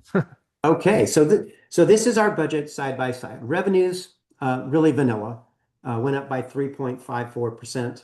That has to do with property tax change with the county. The county was projecting about a 3.16% increase in property tax within the 26-27 year. And then the other change is interest income. So beyond that, really the revenue, there's not much to speak of. It's pretty much as it is expected. I will say that this is a preliminary budget. We have yet to receive from the county their official revenue estimates. We think we're close. But we won't know until the latter part of December what their actual revenue estimates are. So this number is subject to change for sure. On the expenditure side, we're going up by 11.4%. You can see 2.5 million is the major change. And you can see if you take the fire apparatus, that in essence is most of the bulk of the change between the years. But now I'll explain each expenditure category. So next slide. Okay. So if we look at the 2.5, where is it coming from? This is a complete tally of what's making up the $2.5 million in change from year to year. The normal 5% increase in the fire, EMS, and battalion chief contracts is what we projected. And we projected a steady state, not knowing ultimately what the agreement will be at the end of December 2026. But we assumed a steady state 5% increase on the battalion chief and fire contracts. Augmented fire services, and this has to do mostly with Palo Alto Station 8. We increased that by about 3%. And by the way, our forecasts are in line with the staff report that General Manager Logan put forth this evening on our projected annual costs for fire Palo Alto Station 8. There's some other items in this augmented fire services, but that's the biggest one. Fire apparatus funding, again, 2.3. If we take the I-280 project, it went up by $400,000. Now, the $400,000 doesn't tell the story. What you'll see we placed into the I-280 for 26-27 is what we think will be the finality of the project, and we estimated that at $3.15 million. Last year was $2.7 million, making up the $400,000 change. So even though that $400,000 on its own is not a big number, I-280 is a big number, and you'll see that in a bit when I show you whole dollars. Other things that changed is professional services, the $965,000. I'll explain that in a bit. The rest of the changes, again, are steady state. Salary, wages, and benefits at 5% change, including the 5% includes full benefits. And we're pleased to announce that this particular year, as of this point in time, this is the first time that I've been able to report that we are fully staffed. We are at 13.035 positions out of 13.5. So we basically have about 0.4 of a position left, and we will be fully staffed at this point in time. Temporary employees and taxes went up by 138,000, and other operations and capital equipment items, 81,000. So that makes up the bulk of the $2.5 million change when you compare budget to budget. Next slide, please. Here is your fire contract COLA. It's $394,000, and Palo Alto Station 8, $31,000 as well. So those are the two amounts that changed in the fire contract category. Next slide. Here's the fire apparatus funding. This we anticipate that it will be paid for in 26-27. As I'll mention a little later, we're also anticipated that in 25-26, we will also pay for $1.9 million for the two engines that were contracted for 3 years ago. So the sum of those two items equates to over $4 million, about $4.4 million we're assuming will be paid in this 18th month term. Next slide. The I-280 project, again, whole dollars is $3,150,000, increased by $400,000 from year to year. Next slide. A little busy of a slide here, but this makes the bulk of the changes in projects and programs. What I want to bring to your attention is HIZ. We increased HIC by an additional $191,000. The commission will be hearing later about HIZ and how that program is evolving, the possibility of the rebate dollar amount potentially increasing in the future. We anticipated that. We increased the amount from $300,000 to about $490,000 for 26-27. We see that program growing, and so we reflected that in the budget. Evacuation routes, we don't want to slow those down. They're doing wonderfully. We increased that by another $61,000. Defensible space chipping, including now the flashy fuels program, which was new last year, including that went up by $116,000. But also, though, knowing that there's challenges in budgets everywhere, we took this opportunity this year to moderate and scale down where we could. So we scaled down overall projects contingency by $125,000. We scaled down the open space fuel break program based upon actual expenditures. We scaled that down by $89,000. Temporary refuge area, we deferred funding for this. It's been in the budget for about $75,000, but we know there's a lot of study and evaluation to be done for the temporary refuge areas. So working with the service area managers, we deferred that and took that out of the budget this particular year. Hydrants, we moderated a bit based upon actual. We moderated that by $53,000 down. And other various PPG programs and CER programs, we moderated by about $33,000. These are the changes within the projects and programs area. And next slide. The fire, I mentioned that our professional services went down by $965,000. So these aren't cuts. This just represents the fact that we budgeted this year. We did not budget it in 26-27, but we will be asking the county to roll these dollars forward into 26-27 as part of the normal budget process when we go into county hearings. So we had this year $715,000 for the fire facility study. We intend to ask that those dollars be rolled forward.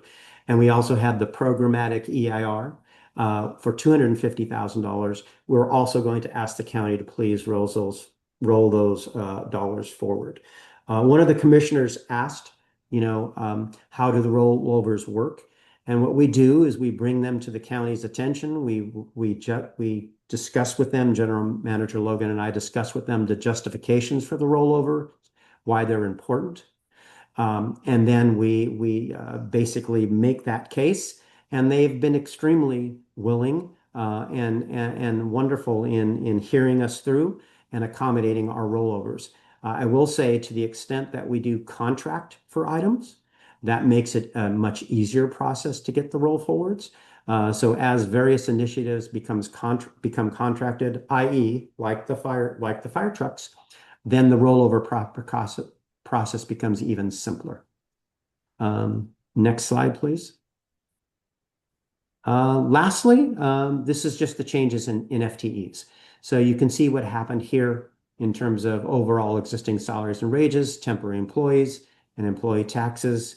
That's the overall change of all these items, a total of 8.67% change year to year, including the bump in temporary employee salaries. So with that, the next slide. I'm going to skip this slide because I have a better one, the next one. And that is, this is another slide that was modified in given the comments made by the ad hoc members. Here are projects and programs, and it's really important to highlight projects and programs because they really are the key menu item, if you will, that we deliver to the community. So I want to bring to your attention, first of all, what the budget for 25-26 was. If I can draw your attention to that bottom total in 25-26, $6.7 million in projects and programs last year, including $2.7 million for I-280. If I draw your attention to 26-27, the 26-27 number is $7.1 million, 7.163. And you'll see that I-280 increased from $2,750,000 to $3,150,000 as well. The assumption here is that with this final $3,150,000 allocation, that would represent the finality and the delivery of I-280. We know it may extend a little bit, a few months beyond 26-27, but the assumption is the bulk of this will be paid within the 26-27 realm. But I also want to bring your attention to the mainstay projects and programs. Take a look at debris removal. We went from $1,044,000 to $1,160,000. The debris monthly drop-off, we kept that stable at where it was last year. The HIZ program went from $300,000 to $491,000. The evacuation routes went from $818,000 to $880,000.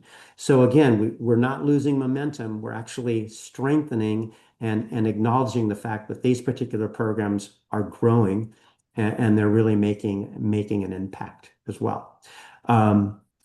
Let me point out, though, there are some very large assumptions in this budget, and one big assumption has to do with I-280. Right now, if you add those numbers together, you're going to come up with about $6.9 million. We originally estimated about $6 million for this project. I added a COLA inflation factor.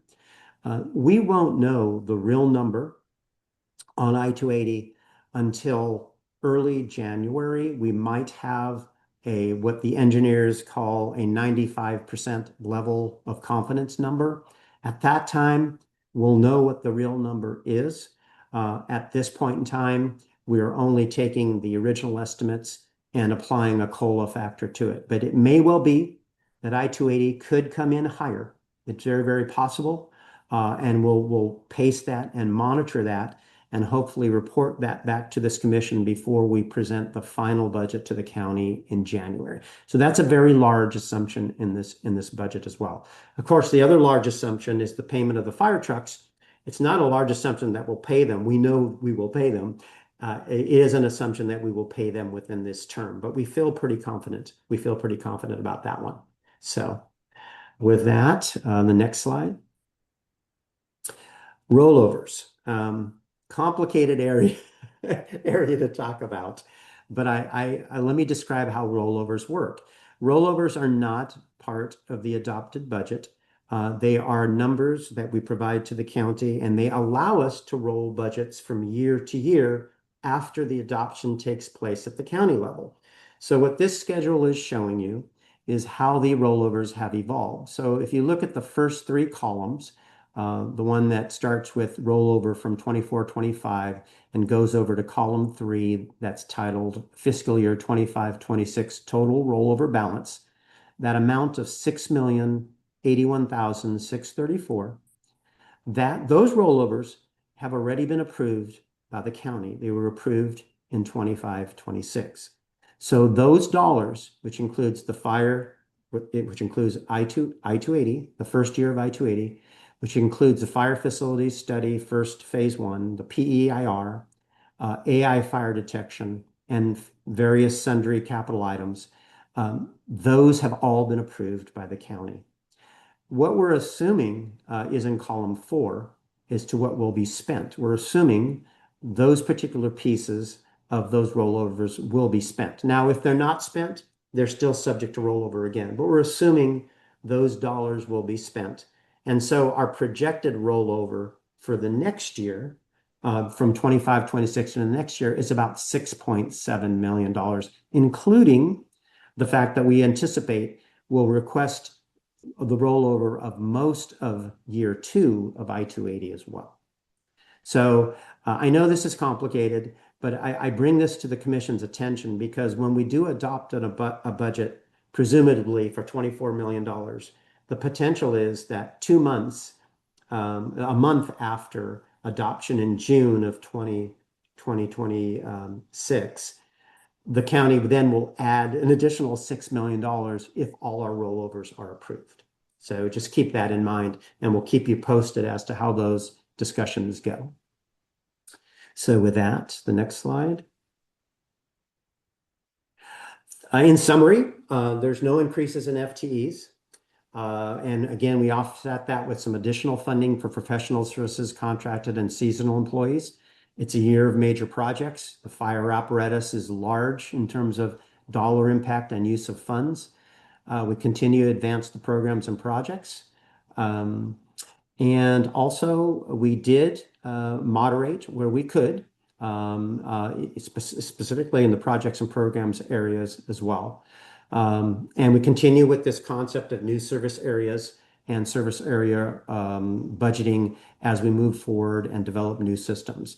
And we continue to budget for unknowns. We continue to have contingencies in this budget and budget for unknowns. So with that, next slide. I just want to thank General Manager Logan for all her leadership. I want to thank everybody on this slide, including all staff. I could not name everybody, but Aida Fairman, Denise Gluhan, Eugenia Woods, Jane Corpus, Serena Revelar, Corey Vargas, all the staff participated in the planning sessions, and a very big thank you to the commission for their vision, because we could not have developed this without your vision. So with that, we're available for questions. Thank you very much, Russ. We appreciate it. I'm gonna look to my right, since the three of us over here have sort of been through this before. Though I've seen some changes have been made to make this smoother and more understandable. So I really appreciate that, Russ, what you've done. I'm gonna see if there are any comments here from the. Actually, you're welcome on this side too. I would just like to thank you for your enthusiasm and what you put into this. It's very nice. Thank you. Thank you, Commissioner. I'm just glad to see some of these things we plan to do, and it takes a while to like this equipment to get it done, and then the 280. So I'm eager to spend this money to the benefit of our citizens here. Absolutely. Anything else over here? Good. Right. Sure. I just want to say the same thing that Toby said. Thank you so much for your meticulous effort and being so transparent. Thanks to you and to all the staff, general manager, and everyone else. Thanks for making our community safe. Obviously we'll be seeing this back in January when we'll have more specifics on a variety of the columns and cells we've seen here. So and then may give us more things to talk about. But let's open up to any public comments. I'm assuming we might get some. Any public comments?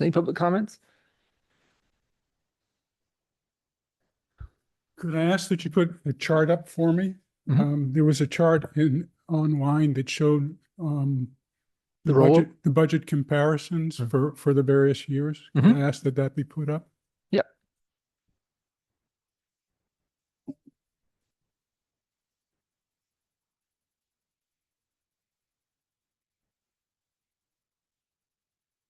Yes, that one. Thank you. Mhm. I don't know if I can read it though. Yeah. My first comment has to do with the revenue line. I think you'll see that and I'm talking now about estimated actual for this year. Mhm. There's been no change in the estimated actual from the budget number, yet the number for this year is already known because we already have our tax bills. Mhm. So everybody knows how much the revenue will be for this year. And the revenue line for this year is very much understated. It's probably going to be about $400,000 higher than what is shown on that chart. And as a result of that, that means when you do the calculation for the subsequent year, whatever percentage you've used, you didn't use the current number. So as a result of that, the revenue projection for this year 26-27 is low. And I suggest it's low by probably $600,000 at least. So that's the comment about the revenue. Now, if you scroll down to the bottom where you have the comparison between the estimated actual for this year and the budget for this year, you'll see that there's the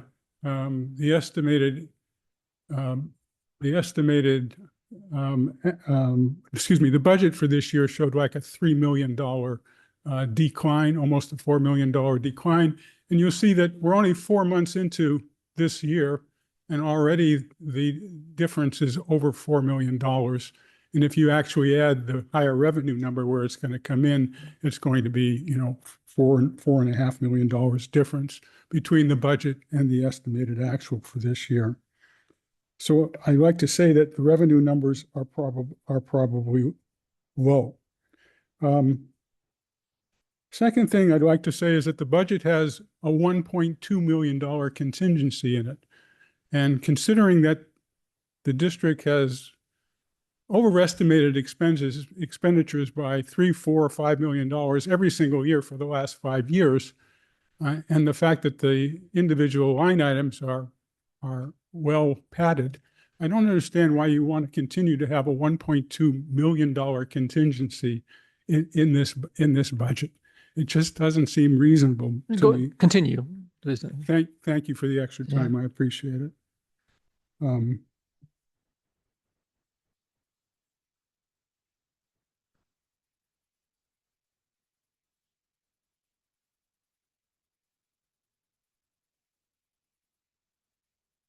So I think if you take a look at taking out some of those contingency numbers, you won't find that the budget to actual differences going forward will be quite as large as that they have been in the past. I am a little bit confused by the rollover situation because some of the rollover numbers are going to be expended in the fiscal year 26-27. So I don't understand why they're additive. I mean, 25-26?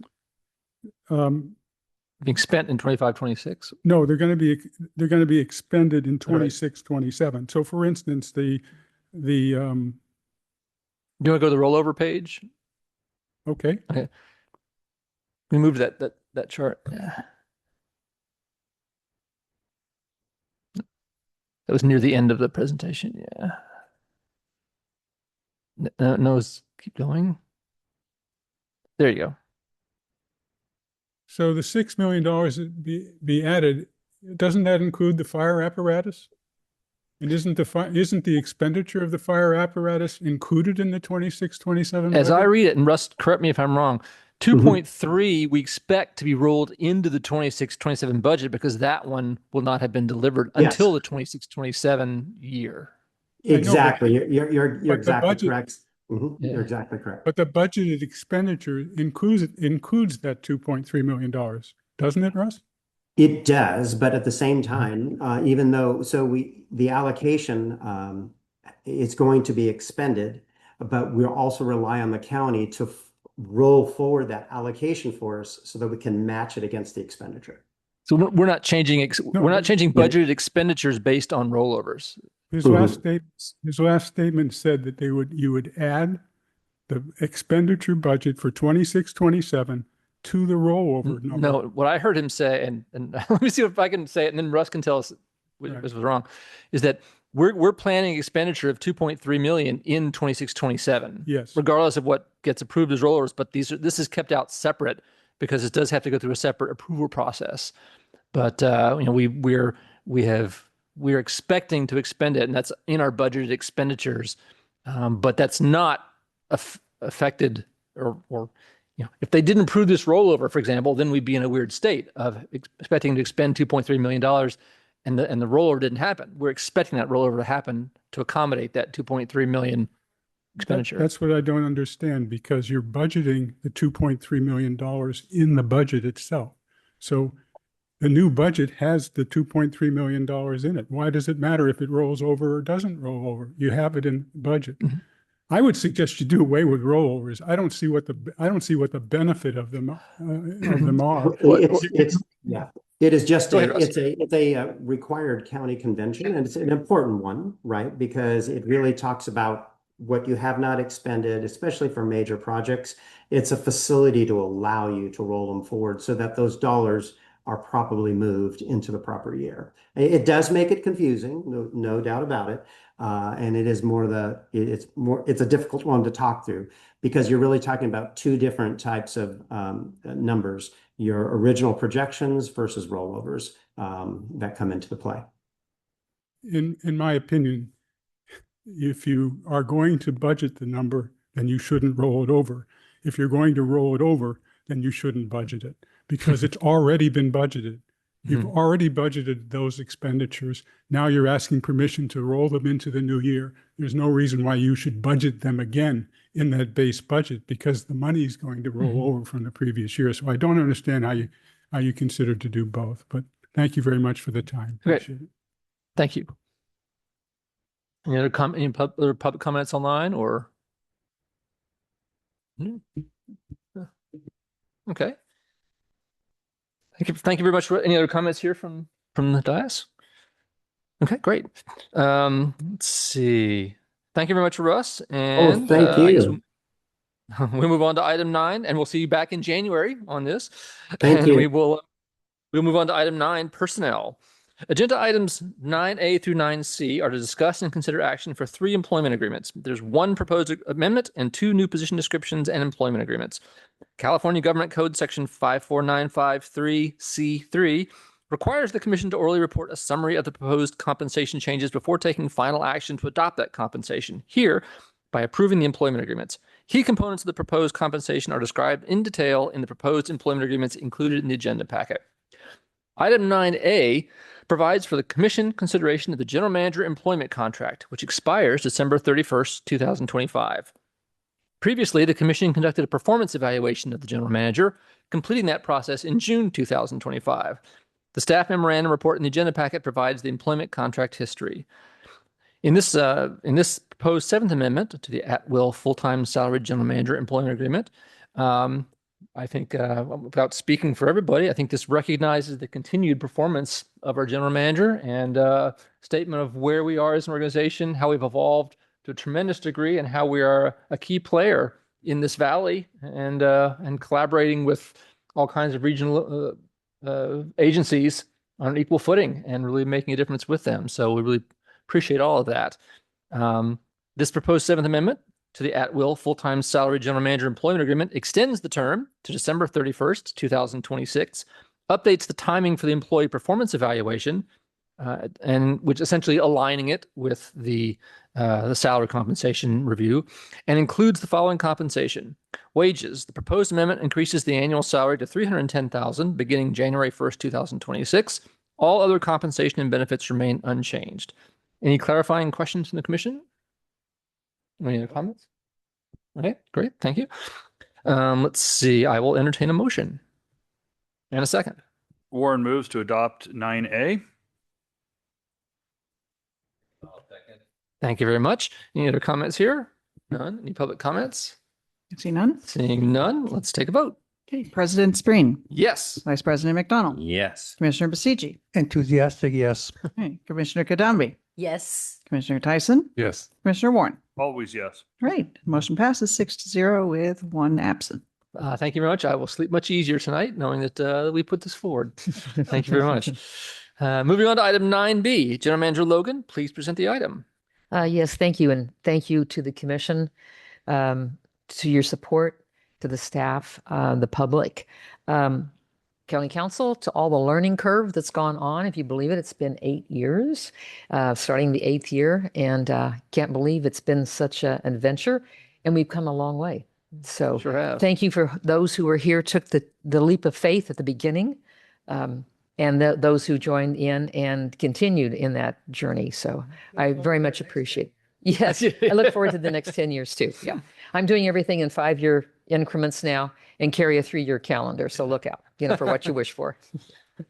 Okay, moving on to item 9B is to discuss and consider action to approve the termination of the existing temporary finance program specialist to employment agreement and authorize execution of a finance program specialist employment agreement. The proposed at-will part-time hourly employment agreement includes an effective date of December 1st, 2025, and the following compensation. 1, wages. Sets the rate of pay at $88.40 per hour, up to an average of 20 hours per week, not to exceed $91,936 on an annual basis. The benefits for the position will receive certain benefits, including vacation accrual of 7.5 days per year with a maximum accrual at any one time of 120 hours. That's 15 days. Sick leave accrual of 1 hour earned per 30 hours worked, up to a maximum accrual of 120 hours. And material stipends of $60 per pay period. The proposed employment agreement provides holiday pay at a rate of 4 hours per day for California federal and federal holidays. The employee is eligible to enroll in the district qualified small employer health reimbursement arrangement that's called QSERA, and the district's 457 and 401A deferred compensation plan. The agreement does not provide traditional medical benefits or retirement benefits. The district provides laptop and supportive equipment necessary to perform the duties. I recommend approval of the proposed employment agreement and position description. Thank you. Thank you very much. Any questions here on the question?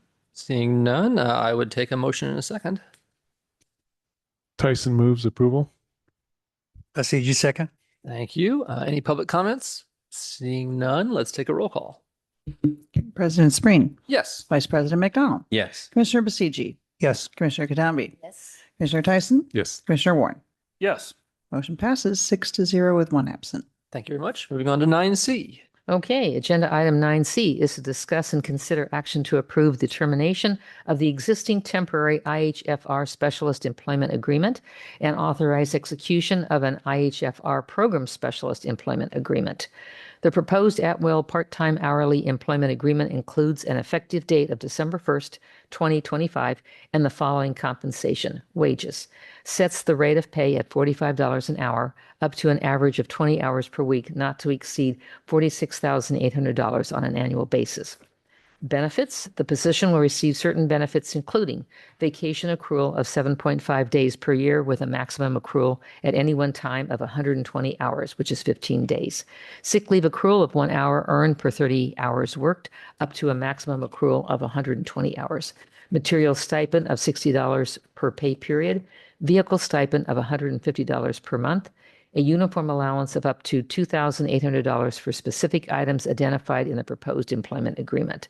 The proposed employment agreement provides holiday pay and at a rate of 4 hours per day for California and federal holidays. The employee is eligible to enroll in the district's qualified small employer health reimbursement arrangement, QSERA, and the district's 457 and 401A deferred compensation plans. The agreement does not provide traditional medical benefits or retirement benefits. The district provides a laptop, supportive equipment necessary for performance of duties. I recommend approval of the proposed employment agreement and position description. Thank you. Thank you very much. Any questions? I would take a motion in a second. McDonald moves. Thank you. Warren seconds. Thank you. Seeing no comments, seeing no public comments, we will take a roll call. All right, President Spreen, Yes. Vice President McDonald, Yes. Commissioner Basiji. Yes. Commissioner Katambi, Commissioner Tyson. Yes. Commissioner Warren. Yes. Motion passes 6-0 with one absent. Thank you so much. Moving on to item 10. Item 10A is to inform us that one commissioner term will expire on December 31st of this year. District Clerk Vargas, please provide additional report. Yes, okay, as I've done for the last couple of months, and just letting yeah. you know that the vacancy will be advertised in the Los Altos Town Crier. It's actually going to be this Wednesday's issue. Yeah, tomorrow. Interested residents of Los Altos Hills County Fire District are required to submit an electronic application to the Office of the Clerk of the Board of Supervisors using the website link to the Santa Clara County portal provided on the agenda. Santa Clara County District 5 Supervisor Margaret Abekoga makes the appointment nomination, which is then considered for approval by the County Board of Supervisors. Thank you very much. Yep. Any discussion on that? Discussion? Okay, we'll move on from that. Any public comments on this? Seeing none. Moving on to item 10B, future agenda items. This is an opportunity for commissioners to provide reports or any future agenda topics. Any comments from the commission? Seeing none. Any public comments on this item? Seeing none. Moving on to 10C. This is a notice that the next regular commission meeting is scheduled for December 16th, 2025, in person and hybrid at this very town hall council chambers, but is subject to possible cancellation, which we hope will happen. But some things do come up. We never know, so we won't celebrate yet. If canceled, the commissioners will be notified, and a notice of cancellation will be posted in accordance with the Brown Act. The district clerk will post and distribute the notice at least 72 hours in advance of the scheduled meeting time. I do have a comment on that. With the delegation of authority to the general manager for Fire Station 8, that takes some of the pressure off of the December 16th meeting. Had that not occurred, then I would have tried to muster up a quorum for the December 16th meeting. The other thing that we're just watching is the fire services agreement, the 10-year. If anything happens there, the standby, that would be an opportunity to discuss that. But I have no notion that that's going to happen, but always keep the cards available on the table if we need that meeting. Exactly. Right. Thank you, Jay. Yeah. Great. Very much. Any other comments? No. Okay. Moving on to item 11, adjournment. Is that right? It is. This concludes November 18th, 2025, regular meeting of the Los Altos Hills County Fire District. The meeting is adjourned at 9:14 p.m. I want to thank everyone for attending, both here and online. We appreciate everything you've done this year in case we don't see you in December. District Clerk Vargas, please stop the recording.